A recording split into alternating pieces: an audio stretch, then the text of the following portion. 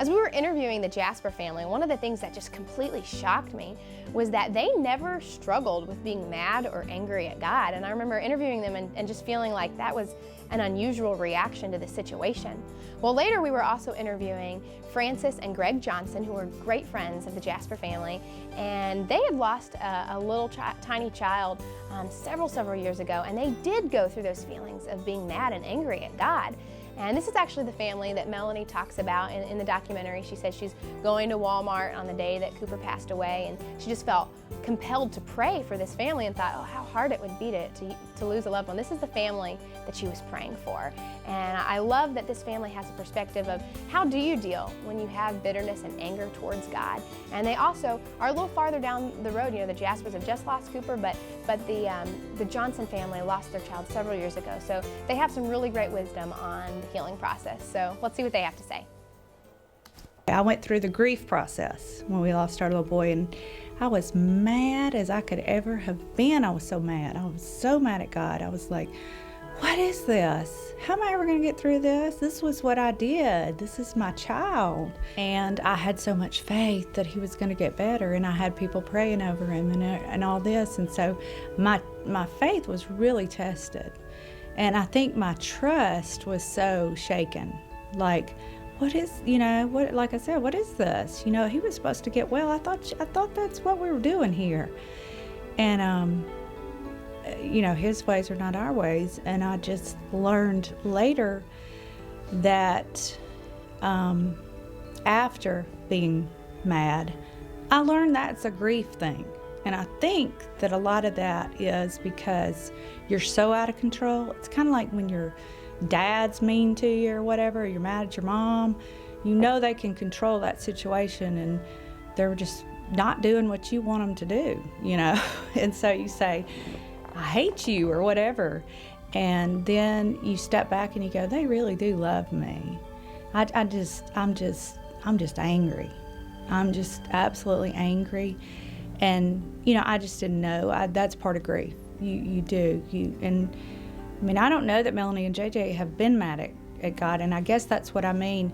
They're so far ahead of where I was in their faith. And a lot of that is, too, because they choose that. They choose to say, I'm not going to be mad at God. He's in control. I finally started doing that and realizing that, I just had to not look at the circumstances and start looking at the promises, because whenever you start looking at the circumstances, you completely, in any situation, you completely start focusing inward instead of upward. You just start, I'm a Christian, I'm doing the right things, I'm entitled to this. But then you go read your Bible, and the biggest things that ever happen usually happen to people who have been through huge struggles, and it's almost years later you almost look back and say, what a privilege to know that I can get through that with your help, God, and what a privilege to know that I can trust you on other issues, because you did get me through that. I had lost a child when a 2-year-old some years ago, and JJ had asked me, he'd asked me a lot, how do you deal with that? And I'd always say, well, I had a whole year to prepare for a child that had leukemia that, I knew they said was a good chance. And I said, but just for a child to be here one minute and gone the next would be hard. And so JJ and I had this conversation. He would ask, if he asked once, he asked me 1,000,000 times.